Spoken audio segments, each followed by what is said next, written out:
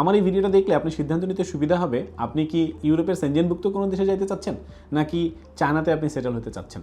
দুই দেশের মধ্যে পার্থক্যটা কি কী সুযোগ সুবিধা পাওয়া যায়। আমরা সাধারণত ইউরোপে সেটেল হতে যেতে চাই বিকজ সেখানে পাসপোর্ট পাওয়া যায়, চায়নাতে পাসপোর্ট পাওয়া যায় না। এই দুইটা হচ্ছে ডিফারেন্স, বাট মূল ডিফারেন্স হচ্ছে কিন্তু টাকা এবং ভিসা পাওয়াটা।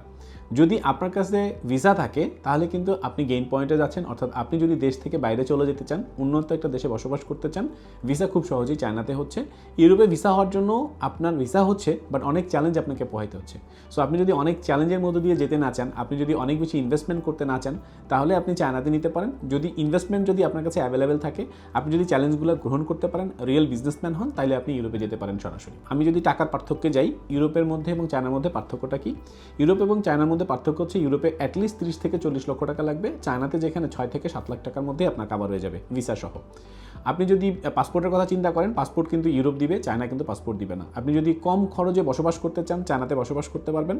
ধরেন 30 থেকে 40 হাজার টাকা ফুল ফ্যামিলি সহ বা 50 হাজার টাকায় হয়ে যেতে পারে। ইউরোপে যদি আপনি বসবাস করতে চান, কমপক্ষে 1000 ইউরোর মধ্যে আপনার লেগে যাবে ফ্যামিলি সহ বসবাস করতে, একটা সিম্পল লাইফ লিড করার জন্য, মানে বাংলাদেশের টাকায় প্রায় 1.5 লাখ টাকার মতো। সো ইউরোপ উন্নত জীবন ব্যবস্থা, আপনার যাইতেও যেরকম টাকা লাগে, ইনভেস্টমেন্টও সেরকম লাগে, আপনার সময়, সুযোগ সুবিধা সব কিছুই কিন্তু একটা চ্যালেঞ্জ থাকে। সেই ক্ষেত্রে চায়না আপনার জন্য খুব সহজ হতে পারে, ডেস্টিনেশন খুব সহজ, 3 মাস সময়ের মধ্যে আপনার ভিসাটা হয়ে যায় এবং আপনি ওখানে আপনার নিজের ব্যবসা করতে পারেন, বা বাংলাদেশের যে ব্যবসা আছে সেটা ওখানে এক্সপ্যান্ড করতে পারেন, বা চায়নার সাথে বাংলাদেশের বা ইন্টারন্যাশনাল ব্যবসা আপনি এক্সপ্যান্ড করে কাজ করতে পারেন, বা চায়না থেকে ইউরোপে আপনি করতে পারেন। সবচেয়ে ভালো যে বিষয়টা হচ্ছে সেটা হচ্ছে আপনার কাছে হয়তো এখন টাকা বা সময় নেই, বা অ্যাভেলেবেল ব্যবসা আপনি এখনও সেটেল করতে পারেননি। আপনি যদি চায়নাতে ব্যবসাটা সেটেল করেন, ওখান থেকে ব্যবসাটা সেটেল হওয়ার পরে আপনি ইউরোপভুক্ত কোনো দেশে বা সেনজেনভুক্ত কোনো কান্ট্রিতে আপনি কিন্তু ব্যবসা নিয়ে সেটেল হয়ে যেতে পারেন। এটা একটা ভালো মাধ্যম হতে পারে।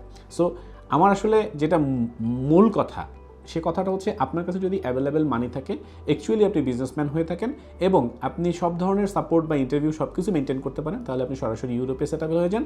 যদি আপনি সেটা না পারেন, আপনি চায়নাকে হাব তৈরি করেন, চায়নাতে গিয়ে আপনি ফ্যামিলি সহ বসবাস করেন, ভালো একটা আর্নিং করেন এবং সেইখান থেকে আপনি ইউরোপে একটা হাব হিসেবে চলে যেতে পারেন। এটা সবচেয়ে ভালো মাধ্যম আপনার জন্য হতে পারে কম টাকার মধ্যে। সো সিদ্ধান্ত আপনার, আপনি কোন মাধ্যম ব্যবহার করবেন, বিকজ আপনার প্রোফাইলের অবস্থা কি এটা আপনি ভালো জানেন। আপনি যদি আপনার প্রোফাইল আমার সাথে শেয়ার করতে চান, আমাদের সাথে কথা বলতে চান, কনসালটেন্সি নিতে চান, আসতে পারেন। আমরা শুধুমাত্র ইউরোপ বা চায়নাতে করি না, আমরা ইউরোপ, চায়না, মালয়েশিয়া, সৌদি আরব, দুবাই সব জায়গায় আমরা বিজনেস ফর্মেশন করে দিয়ে সেখানে সেট আপ করে দিয়ে থাকি। সো আপনি যদি আপনার প্রোফাইল নিয়ে ডিটেলস জানতে চান, চলে আসতে পারেন আমাদের অফিসে, অথবা এই ভিডিওর উপরে বা নিচে কোনো নাম্বার দেওয়া থাকবে, সেখানে যোগাযোগ করতে পারেন, অথবা অনলাইনে ফ্রি একটা কনসালটেশন বুক করুন, আপনার প্রোফাইলটা আমাদের সাথে শেয়ার করুন, আমরা ডিটেল জানিয়ে দিব কোনটা আপনার জন্য বেটার হবে। সিদ্ধান্ত নেবেন আপনি কোন দেশে আপনি সেটেল হতে চান। আজকের ভিডিও এই পর্যন্তই, দেখা হবে অন্য কোনো ভিডিওতে। টাটা।